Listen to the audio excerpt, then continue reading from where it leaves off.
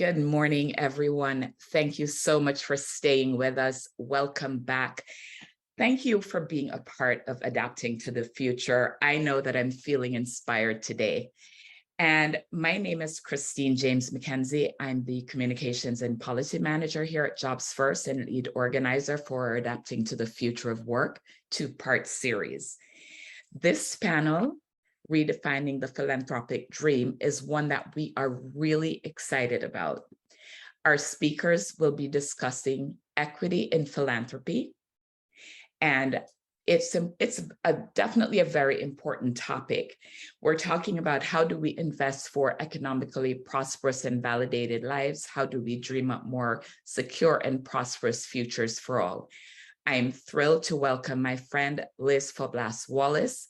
Liz is the founder and managing editor of $1 Million Pen, Inc., a literary company which has published over 10 best-selling books. She's an Emmy-nominated, award-winning Haitian-American anchor, reporter, and television producer, and has worked for the nation's top media and news organizations, including Time Warner, The Today Show, and Bloomberg Television. Liz was awarded 2 New York Association of Black Journalists Awards in recognition for her work. The author and journalist is also a leading motivational speaker and host. She speaks on a range of topics, including the complex role of women in broadcast journalism. Liz, I pass the mic to you. Oh, thank you. Thank you. I'm eager to keep up the momentum, my friend, that has been set by the previous panels. The energy has been absolutely incredible. The information invaluable. So let's get started. We have some heavy hitters, some innovators, and some leaders to bring you in this particular panel. And let's move it right along. I want to start first by introducing the panelists. The first would be Dr. Angela Jackson. I want to make sure I get this right. So I got my glasses on and I am reading. Dr. Angela Jackson. She is the Chief Ecosystem Investment Officer at the Kapor Center, the Oakland-based impact investing arm of the Kapor Center, where she manages an investment portfolio that spans ed tech, workforce tech, climate justice, and community development. Now, Dr. Jackson is also a lecturer on entrepreneurship and community development. Dr. Jackson is previously a managing partner at New Profit, where she launched the Future of Work Grand Challenge initiative that raised $15 million to invest in entrepreneurs who created solutions that reskilled and placed workers impacted by COVID in living wage jobs. Outstanding. Dr. Jackson, welcome. Now we want to introduce to you Kia Jarmon. Kia works at the intersections of community, culture, crisis, and communication, guiding leaders, organizations, and systems on a pathway of improvement. Kia leads MEPR agency. Now that's a boutique communications and community engagement consultancy. She's founder and visionary of Nonprofit Equity Collaborative, and her mission is to foster an ecosystem of hope, change, and trust that pushes society to see Black people as leaders in the 5 T's of philanthropy. What are those 5 T's? We're talking time, talent, treasure, truth, and testimony. Kia, welcome. We are not alone here. We have a trifecta of leadership here, and I want to move on by introducing Dr. Michelle Ramos. Dr. Michelle Ramos is the Executive Director of Alternate Routes and founder of Ramos Coaching. Her most recent experience includes working in criminal justice reform, thank you for that, at the Vera Institute of Justice, philanthropic work as a program officer for Women's Foundation of California, and service organization leadership on the boards of Foundation for Louisiana, Dancing Grounds, and Performing Arts Alliance. She's a licensed attorney with a PhD in psychology, and she's committed her career to serving communities and individuals adversely impacted by issues of race, gender, disability, class, socioeconomics, inequitable laws, and systemic oppression. We're going to have quite a conversation, ladies. Thank you so much for everything you do. Your resumes speak for themselves, but now I would love for you all to speak for yourselves. Let's set the foundation for this. My first question, what role does and should equity play in philanthropy? And Kia, I want to start with you because I want you to kind of just give us the launching pad for this conversation. What are the defining terms? Sure. Whenever I think about language and how we weaponize it, I always want to define. So I want to define some of these words. So equity is about reviewing and acknowledging actual history, and then addressing that historic harm with tools and resources that support that repair. Then what most of us know as philanthropy is actually charity, which is keeping people in their condition. It's actually what makes funders feel good. So you like to see your name on the side of a building. That feels good to you when you drive by or you have a legacy. But what philanthropy really is about supporting people's ability to get out of a condition so that the people are able to be good. So when we look at philanthropy, we can only talk about equity because it's got to be about acknowledging the origins of charity. That's our adoption of the British Poor Laws, or that's our the weaponizing of church, particularly the Christian church, but any faith has their benevolence that they've outlined in their generosity. We'd have to be willing to explore the nonprofit industrial complex. We'd also have to be looking at why Black and brown youth, in particular opportunity youth, why so many of them are disconnected from work and education. We'd have to really get to the foundation of that before we can actually make sure that we're doing the best for people. I always call the work that happens, particularly in the nonprofit industry, the dangled carrot no one ever wants you to eat from. But with philanthropy, we want you to get full. And so that's really what I think today's conversation is about. So it only happens at the intersection of philanthropy and equity that we can have a true conversation with each other. All right, Kia, thank you. You certainly set the stage there. I want to now go to Michelle, just to have your thoughts on just the defining factor, the foundation, what's going to support this discussion today. Yeah, absolutely. Thank you so much. And thank you so much, Kia, for that great, brilliant distinction. Very important to make. I just would like to just add to that, you know, in addition to looking externally at the things that philanthropy may or may not be funding, I also think it's important to pull back the layers and take a look on the inside as well. Because if we are in fact trying to look or seeking equitable philanthropic sector and philanthropic arena, it has to be equitable from the inside out. And so, you know, one of the things I think that we need to explore, and perhaps we'll get into later today in this conversation, is, you know, what is happening internally. You may be able to, you know, fund brown and Black communities who you've historically disinvested in over the lifetime, you know, of the foundation's history. However, a lot of things will not change if what's going on internally with who's sitting at that table making the decisions doesn't change. And so I think it's a sort of a twofold process where if equity is the goal, it has to start on the inside, because if nothing changes on the inside, then the decisions that are being made on who to fund, what parts of the country to fund, will not change. As we've laid this groundwork, ladies, over generations in action, in thought, and in speech, let's talk about the young adults right now. I'm going to stick with you, Kia and Michelle, and because I do want you to build upon what you have just been talking about. Young adults who have been served by philanthropy in a program, how do you then bring them into leadership, into the philanthropic process? How do you keep it going? How do you help them pay it forward? Yeah, I'll jump in first. Yes, please, Kia. I'll jump in and kind of keep the conversation going that Dr. Michelle was talking about, that internal piece. This question, I love this question, but it also speaks to who we consider leaders or not leaders, why young people are not considered leaders to begin with in this conversation. And so one of the things that we do from the very beginning is bringing in folks who, we don't make any decisions without the people who we're making decisions with being at the table.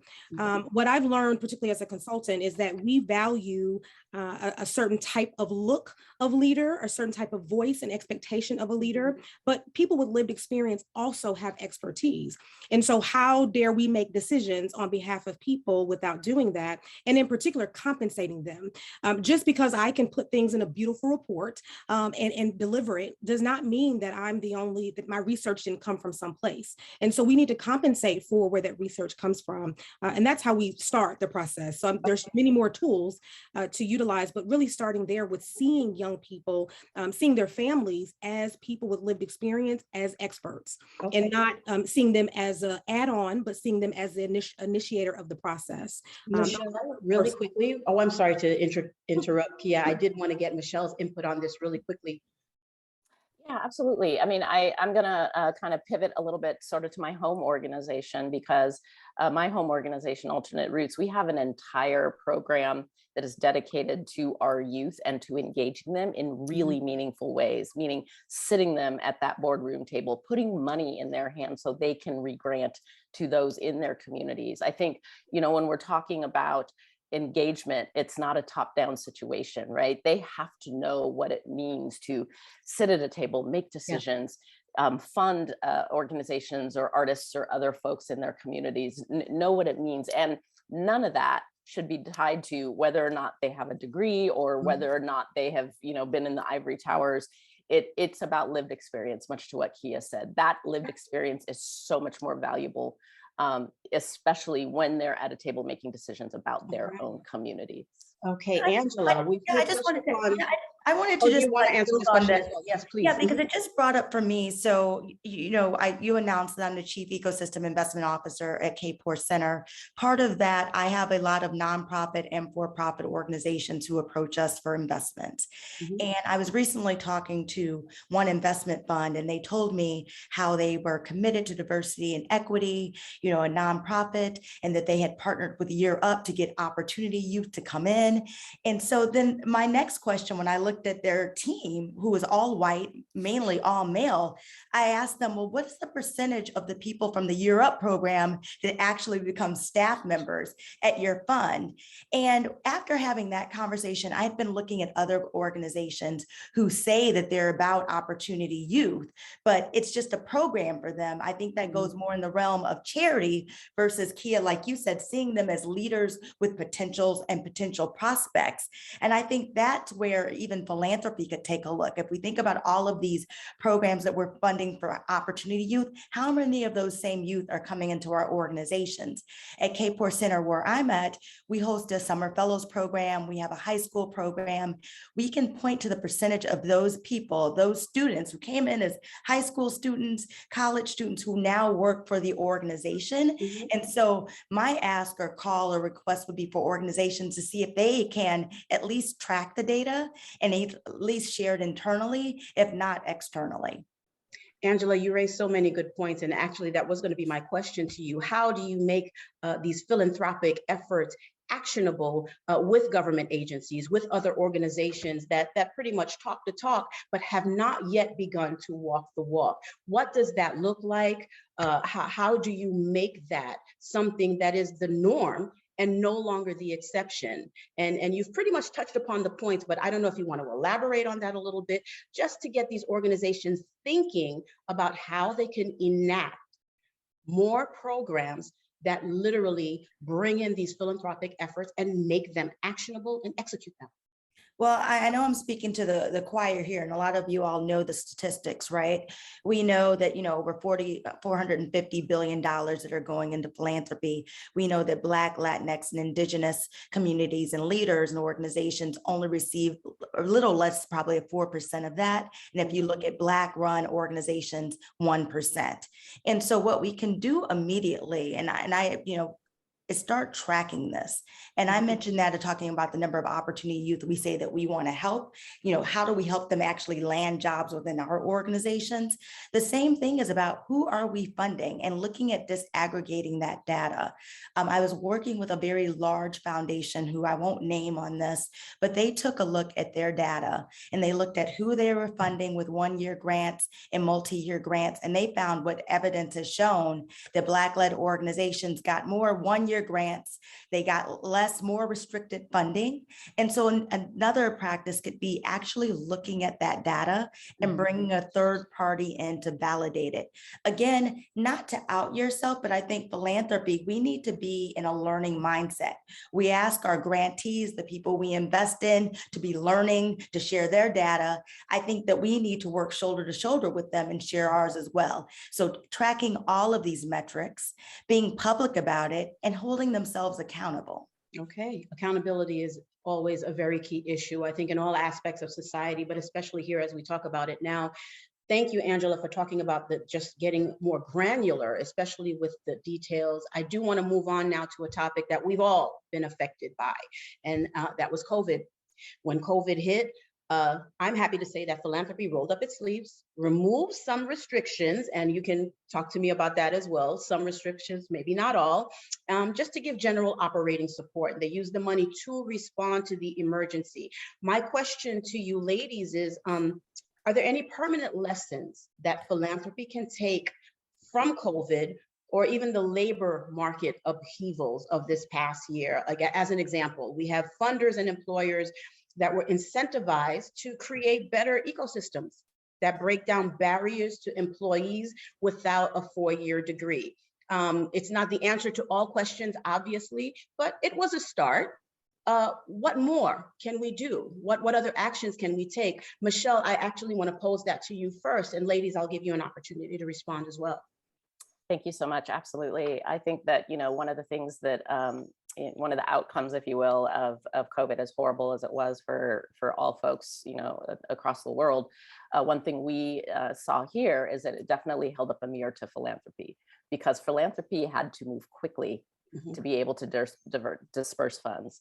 And in doing that, had to release some of its old practices and archaic ways of requiring people to get money, including like extensive application processes, reporting processes. They had to let it go because the money was urgent and it needed to get out. And so I am hoping that philanthropy was paying attention to the fact that it was able to do that and that it can continue to operate in that fashion. All of the unnecessary reporting requirements and releasing traditional ways of submitting applications, thinking about how are our applications prioritizing a certain demographic, a certain, population, certain areas in the country. I think that those lessons are good ones. The question is will philanthropy pay attention to it, and will they make the choice to consider that as a way to move forward, to get outside of this white supremacist norms practice way of funding organizations, institutions, artists, and others across the country. Ladies, I do want to keep up the momentum of this, out with the old, in with the new, in with fresh thinking, and with progressive thinking. Angela, would you like to comment really quickly on this particular topic? Yeah, just building on that of things that we learned to do differently. We saw the Ford Foundation increase its giving over the pandemic and other foundations. Typically, I think some of you all may know that foundations are required to disperse a minimum of 5% of their endowment each year. Most of them adhere to that. And sometimes foundations want to adhere to that so they can exist into perpetuity. That's not what this moment calls for. And so if we're thinking about what foundations and philanthropy can do differently, is to forget the rules about 5%. It's like, how can you get the money in the hands of people right now? People who are suffering, we don't care about foundations that have been around 300 or 400 years. I'd rather see a foundation give out its money and have impact today than think about longer term, because there's always going to be some more money to be made. I'd like to see more philanthropists be more aggressive in their giving. Yeah, I see you nodding in affirmation. I'm eager to hear what your comments are on this particular topic. Oh, ditto to my colleagues on the call, because just to bring in the language, we saw more trust-based philanthropy, of course, that's what they're talking about, getting on the phone, talking to people, filling out applications on the staff side versus on the grantee side. We also saw more identity-based philanthropy, which is giving directly to organizations that give to people who look just like them. The challenge, however, is that we always throw money during crisis. And to Dr. Angela's point and Dr. Michelle's point, to move out of white supremacist giving, it has to be that we can't just have a sense of urgency, which is what white supremacy forces us to do, have a sense of urgency all the time. But really, again, looking at long-term systemic change. How do we make sure that we don't just throw money at you? So I'll give you an example here locally. I got a phone call about doing some internal kind of therapy, if you will, for a team, because a gentleman came in with a machete. The machete, because he wanted to go back to prison, essentially. He wanted a more stable position in life, and prison, unfortunately, was that. The staff called because they didn't want to call the police. They called me. I said, well, okay, how does the machete get into the equation? The machete gets in because he was a person experiencing homelessness. A charity gave machetes to people experiencing homelessness because we had a tornado right before COVID.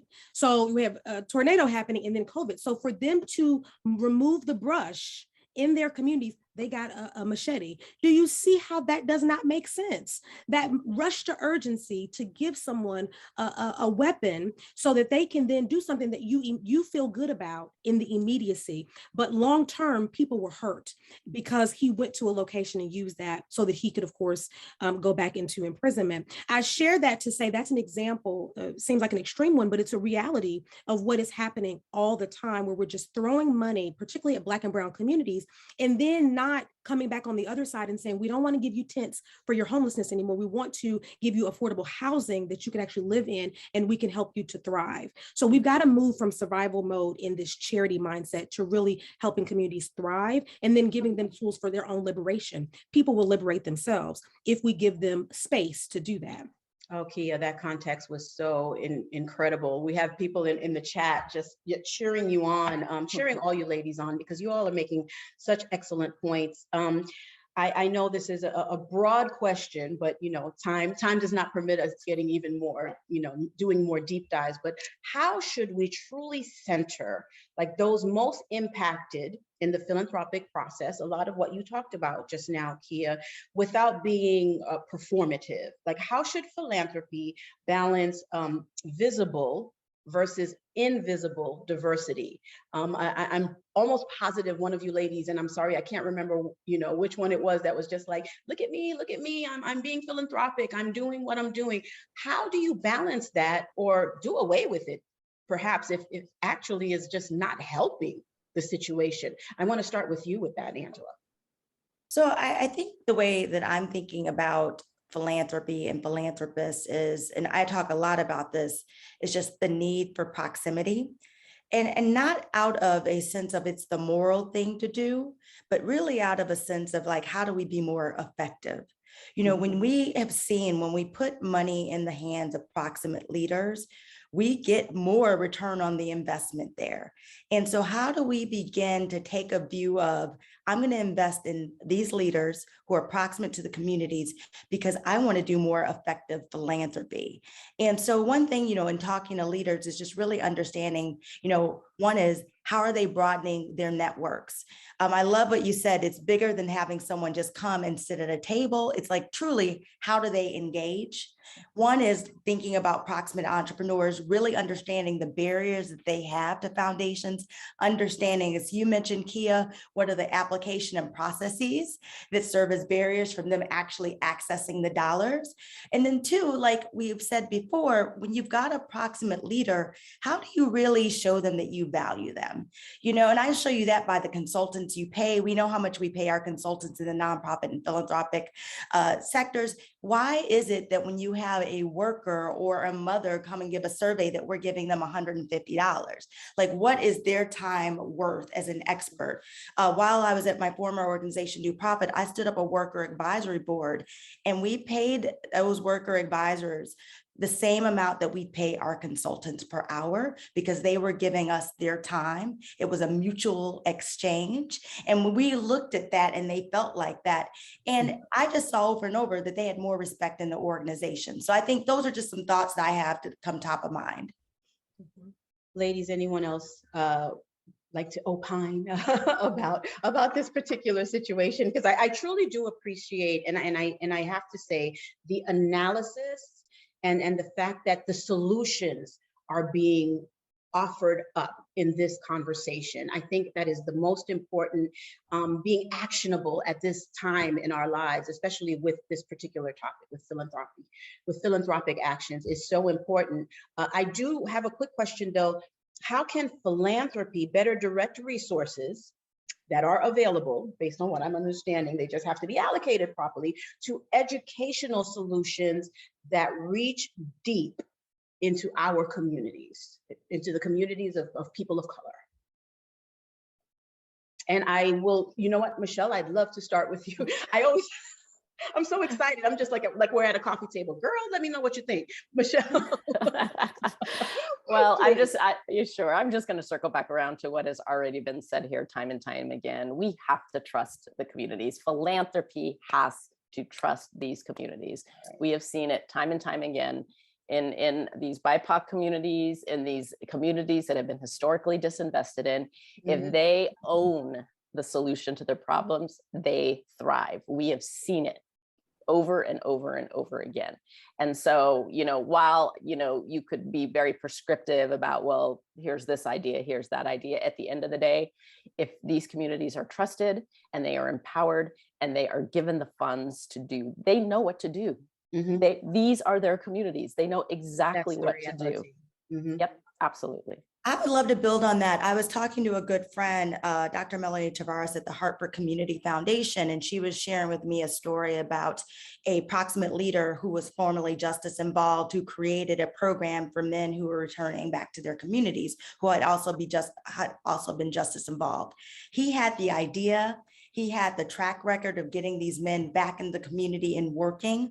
One thing that he wanted to do was formalize a curriculum. He didn't have a background in that. And so where they were able to help him was to actually pair him with someone, introduce several people that could help him write the curriculum, not tell him how to do it, but be a thought partner with him to actually achieve the scale that he had in mind, not that they had for him. And I think that's a powerful example. Instead of going with a deficit and thinking about what proximate leaders don't have, really listening to them as the experts, right, of their communities and saying, where can we help you? And providing that specific help that they ask for. And it's really a powerful example. I've seen many more like that, but that's how we can help proximate leaders, by giving them the resources, the wraparound supports. And we talk about curriculum, it's a lot of it's just language, right? And it's the language of white supremacy that we weaponize when a proximate leader doesn't know about what a curriculum is. He was doing it. He was doing it by a different name, but he actually knew what he was doing it, and he was measuring his outcomes. So how do we, again, partner with them? One, so that they can believe that we believe in them, but two, so that they can have their products in ways that they can also speak to other foundations who might not be as mindful of like their proximity and what they're bringing to the table. Yeah, I'd like to offer you an opportunity to talk about this as well. Yes, thank you. You keep hearing us talk about white supremacy. I think that I'm going to piggyback on something Dr. Michelle said, which is this an internal and external piece. Internally, I think teams need to be going through identifying what white supremacy is, and then going through the tenets that show up, right? The sense of urgency, the worship of the written word, the way we weaponize language, all of those things that Tima Okun so eloquently outlines very specifically about white supremacy in organizations. So that's one, do your evaluation internally. Two, just from a prescriptive standpoint, there are a few things. Large nonprofits get a lot of funding. If you are a white-led organization, you need to be partnering with grassroots small organizations and providing them with the capacity. See, we have to redefine capacity building. It's not just workshops and classes, but the capacity to partner alongside of them and give them large percentages of what they're already giving to you anyway. So they're already in collective impacts with you. They're already partnered alongside you at the table. So giving them opportunities to be in grants alongside of you so they can see how the process works, and then giving them that opportunity, particularly because, as I think Dr. Angela said, we only get 4% for Black, Indigenous, people of color led organizations, and Black led organizations 1% or less. So if you can do that, that would be really helpful. Streamlining that grant process, we already have talked about that, but in particular, setting aside grants specifically for Black-led and Latino-led and Indigenous-led organizations. Why? Because as Dr. Michelle said, those communities know how to do their own thing. As I say in the Black community, from one of my colleagues, I adopted this, which I thought was brilliant. One of the things that could not be stolen from Black people coming across the transatlantic slave passage was philanthropy, our ability to give, our time, talent, truth, and testimony. To nurture and to give, yes. Yeah, you cannot steal that which is within us inherently. And that also happens with other people of color organizations. So when you give, when you set aside that funding, not just small percentages, but real percentage points, and then see how it really works, you'll start to see the community turn. The real issue is we're, again, invested in the nonprofit industrial complex and white supremacy. That's why we're not interested in the turn. Because if we turn, white supremacy teaches us that in some way, white people are going to be overshadowed by the work that we're doing, which is not true. We will be in coupleship with each other and be able to build a better community. But we're not invested in being good neighbors. And that's, I always stick with that. If we were being good, I'm sure you ladies see my eyes darting. It's just that our chat room has lit up, and I'm trying so hard to listen to you. Sorry, Liz, I'm sorry. You know, I get excited. I love this. Oh no, this is the dynamic conversation I expected. But I do want to ask the audience question: beyond providing dollars, preferably multi-year and unrestricted, how can we as funders support nonprofit leaders as people right now to make their lives even a little bit easier, given all the demands on their time and energy and all the challenges in the sector and in the world right now? I will give you ladies a choice as to who wants to start. Well, I'd like to start, and I'd love to build on what you just said, Kia, around white supremacy. One thing I think we need to take a deep look at is our capacity building supports. You know, I gave the example earlier of the entrepreneur who was allowed to select his person who he wanted to give the supports to. Many times in philanthropy, we decide that we'll give the money to intermediaries that will then re-grant to Black, Latinx, and Indigenous-led organizations. We need to think about why we can't give the money directly to those organizations so that we can begin building that direct relationship. So if that's one thing I could stop immediately, I would. And I know foundations will say, well, then we'll have too many grantees and blah, blah, blah. We have to do the work, right? Like being efficient means that we're losing and leaving on the table some of our efficacy in that. We need to get to know these leaders. There's a lot for us to learn, and there's a lot that's being missed when you have an intermediary that's to go in between. I would also love to add to that, just in isolating and thinking about leaders of color. Like one of the things, you know, going back to this pandemic piece is like, you know, just millions and millions and millions of dollars was, you know, sent out. A lot of it went through organizations like mine that is an intermediary, but no thought process around what does that mean for that institution? What does that mean for those leaders who run those organizations? And so a lot of conversations we're having in the art sector right now around this topic is about health and wellness and care and investment in leaders, right? Because there is this expectation that, you know, if you are leading these organizations that, you know, you have what it takes, you have the capacity to Kia's earlier point, and that may not always be the case. I can tell you that when we had to get $2.4 million, you know, out the door in an 18-month period, it almost destroyed my staff.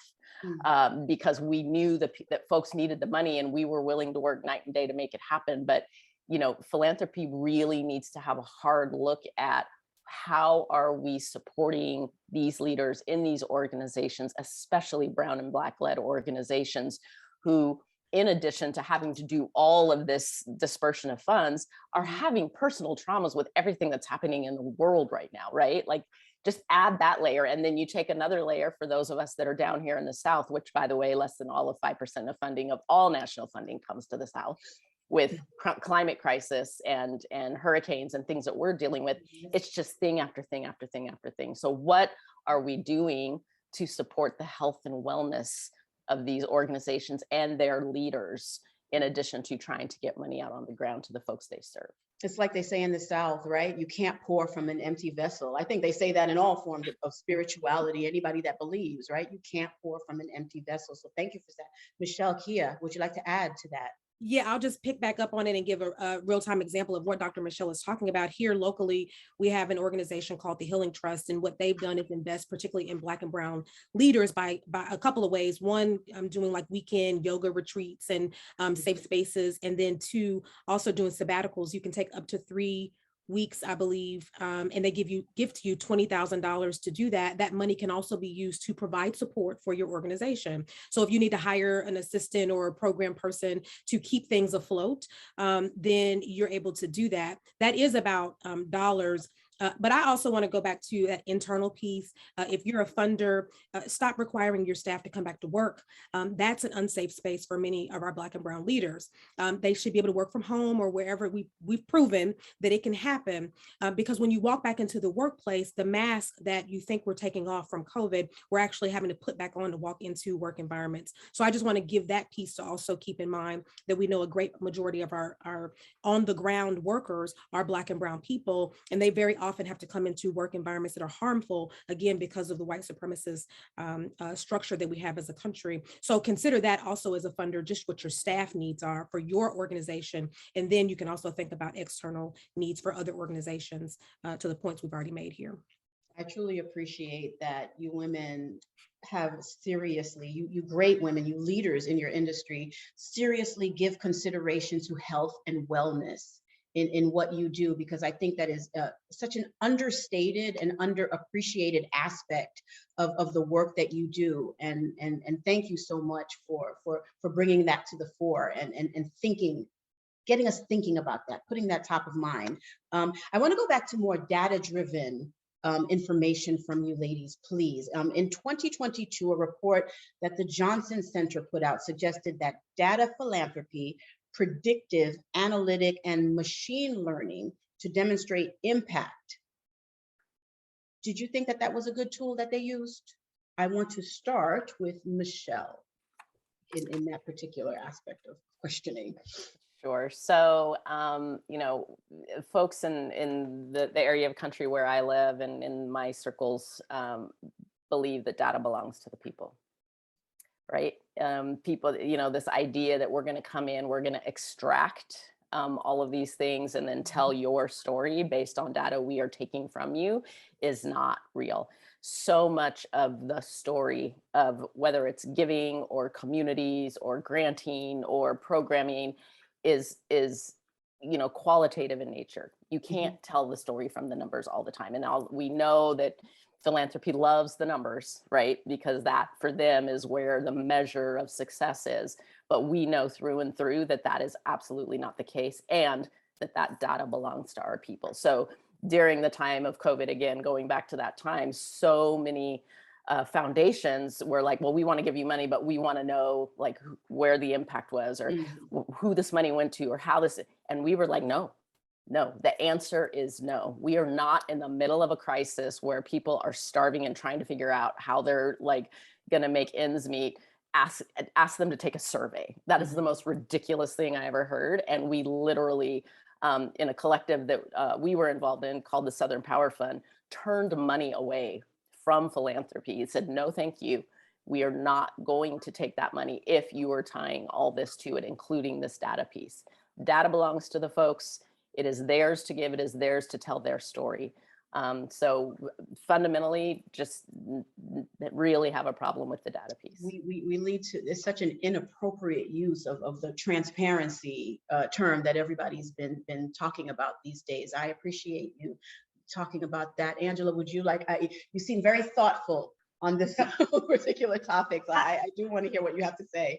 I am, because it's so interesting. The way we think about data at the Kapor Center is, you know, data in itself can be neutral. It's who's inputting the data. So for AI to help philanthropy, or when we talk about the promise of AI with philanthropy, we need to understand who's building the tools. And so you need to go and take a step back and look at who are the engineers that are inputting this data. You know, they're overwhelmingly white and white men. And so if we're asking them to create a platform or program where someone's going to look at data, we need to understand what biases they may have going in. And that goes back to Kia, what you were saying, and also Dr. Michelle about doing the internal work. A philanthropy or foundation just can't go buy a product, right? Unless they understand who created that product. Was it created for and centering communities of color? What are the unintended impacts of this? And I agree with you, Dr. Michelle, like the people own the data. Like we're trying to be more efficient. We're trying to go faster. But again, it's going to have to take some real intentional work to understand what the unintended consequences could be if you're over reliant on this data and this system. Kia, there are so many layers. There's so many levels to this, as the kids are saying these days, right? Talk to me about your input on the levels that that Dr. Michelle and Angela have laid the foundation for us. What is your opinion? Mm-hmm. Yeah, it's hard to add much more because the brilliance I'm sitting among. The only thing I will say, just to echo the point, is about disaggregating that data. We can often weaponize data by sharing narrative, particularly deficit-based language around people. And I want everyone on the call and those who listen after to understand you're talking about people. The reason why you have a job is because people, you're writing grants or you're writing documents about people. We forget about that because we get often in thinking it's just about the number, but the numbers only make sense if there's a narrative, as Dr. Michelle said, that the people shape, that the people can talk about, and that talks about how history plays a part in this. See, we often use data, we weaponize it because we make it very individual. Again, this is white supremacy. Individualism is a tool of white supremacy. We need to talk about systems. Where are systems to blame? When we look at how we blame systems, then we can actually, again, turn the corner on how the data is used, and we'll start to see shifts in our community, and those numbers will start to dissipate, hopefully, in the right direction. By examining this humanity, by examining the human interest aspect of it, and taking into account everything that we have talked about so far in this conversation, and I know there's just so much more to address, but we are limited by time. My final question to you guys is, and I want to do this kind of as a lightning round, just tell me what you think. How do we disrupt philanthropy, shake it up, move it around, and start moving it in a direction where it makes more sense? And I am going to leave it to you ladies to decide who to start, because I want to get in the middle of it. It's so much brilliance. I'll start. And one of the things I want to stand really firm on in disrupting philanthropy is believing that Black people are more than recipients of philanthropy. The data reflects that 2/3 of Black households give $11 billion a year. $11 billion a year. I'm so happy you repeated that. I think many, you would know that if you look at valuations of companies, you would see that there are companies that don't even have $11 billion, but we're giving that every year. And the data also shows that the frequency in which we give is in a greater frequency than our white counterparts. Yet we are still a 212 or so year separation from the racial wealth gap between Black and white individuals. The reason for that, we've already talked about all the reasons, but one of the things, the reason is because we only believe that Black people are to be given money or thrown things at us in this charitable fashion, instead of really believing that we can champion our own liberation and our own ability to have space to move out of these challenging situations that we've been put in. But we're not given the opportunity to do that. And so it's really important to me that people invest directly to Black-led organizations. People, as we've talked about, mutual aid can go right to the people, and that's where the investment can happen. We know where it goes because what we know about Black folks is that we've always made $1 out of 15 cents. This is no different than that, except we want to be able to have a full dollar and not just a 15 cent. And so let us stretch our own dollar. Let us make our own repair as much as we can. Of course, there needs to be other reparations, but let us make our own repair in our community.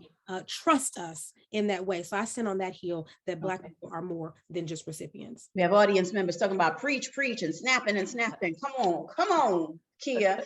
Dr. Angela, please, love to hear what you have to say about this. Yeah, I'm going to go back to an earlier comment that I made on the 5% annual kind of mandated amount that foundations must deploy. I think that there are carrots and sticks. For too long, we have asked foundations to self-moderate themselves, to self-regulate themselves.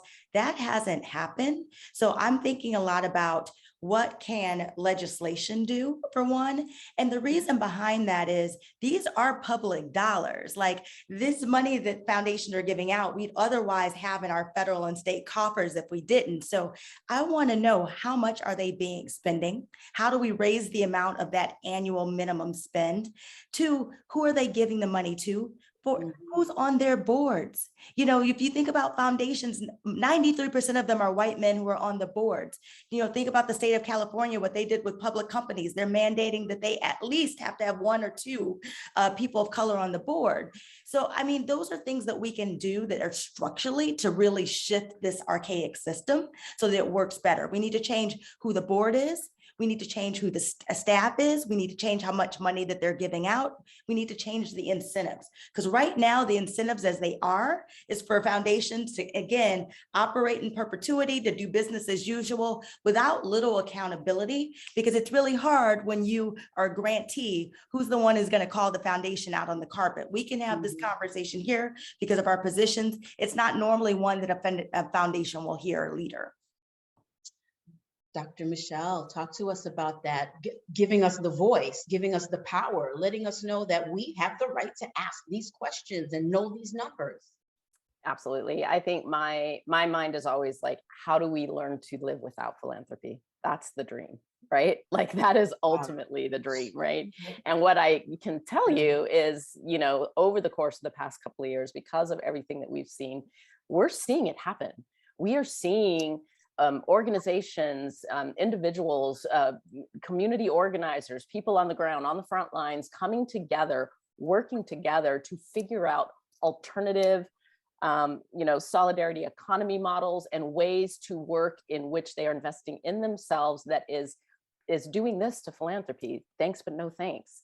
And so I think there's sort of, it's a two-way system. Yes, you can start to think about what does the world look like without philanthropy in it, but how do we then also look to philanthropy to liberate those endowments, like both of my guest speakers have said here today, and use that for reparations for the years and years and years of disinvestment, especially in Brown and Black communities and communities in the South. So I say, let's have a conversation and start dreaming about a world without philanthropy, because that's the world that I'm interested in. And one of the participants in the chat said, once people of color are on these boards, they also need to be heard, which is part and parcel of what we're saying now with regard to having a voice and being heard, making these changes. We are running short on time. I do want to give everyone an opportunity for a last word about this topic. And I want to start with you, Dr. Michelle. Liberate the endowments, trust the people. Come on, Dr. Angela.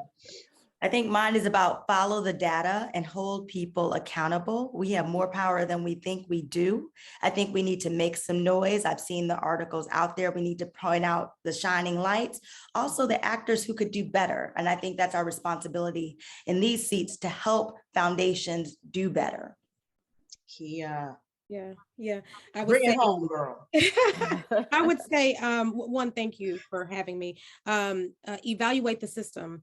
They're not just individual actors. They're not just system actors. They are all of the above. They're all playing together, and you should be really investing in understanding why that's happening and why that will continue to happen until you really take an investigative look at that. I also want to encourage people to give Black. Give as Black and brown as you can. Give directly to organizations. They know what to do. Amen. All right, Dr. Angela Jackson, Kia Jarmon, Dr. Michelle Ramos. It has been a privilege. This has been a conversation that has been so enlightening, a long time coming. And based on the responses in our chat, something so appreciated. We just got a well done by somebody in there. And I echo that. I thank you so much. It's an honor to be able to look at this screen and see just people of color in leadership positions, people that look like me, and women of color in leadership positions that give this type of great information, that own their story and that own their positions. I thank you so much. It has been a great privilege, ladies. Thank you so much for everything that you do. Thank you. Take I care. want to thank Jobs First NYC. I miss Brooklyn. I miss New York. And this has given me the taste of what I miss. This is why I love my borough and I love my city. You guys are such a wonderful representation of it. And on that note, I am Liz Faublas, and I pass the mic to the ever ready, ever wonderful Mr. Dave Scott.